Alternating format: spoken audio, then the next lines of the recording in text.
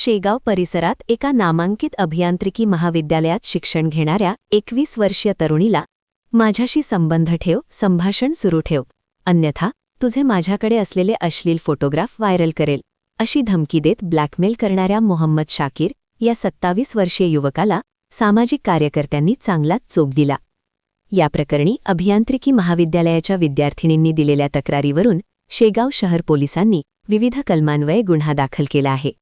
या आरोपीला काल न्यायालयाने 3 दिवसांची पोलीस कोठडीही दिली आहे. या प्रकरणाची शेगाव शहरात लव्ह जिहाद म्हणून मोठ्या प्रमाणात चर्चा होत आहे व विविध अफवा पसरत आहेत.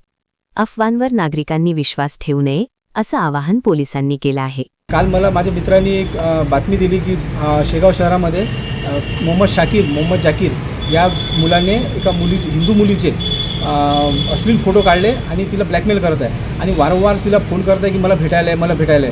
तर काल 21/2/2024 रोजी तिला भेटायसाठी बोलावलं आहे. तेव्हा मी तिथे पोहोचलो आणि त्याला पकडलं आणि थोडंसं हे करून त्या मुलाला आणि त्याने पोलीस स्टेशनला शेगाव पोलीस स्टेशनला आणलं.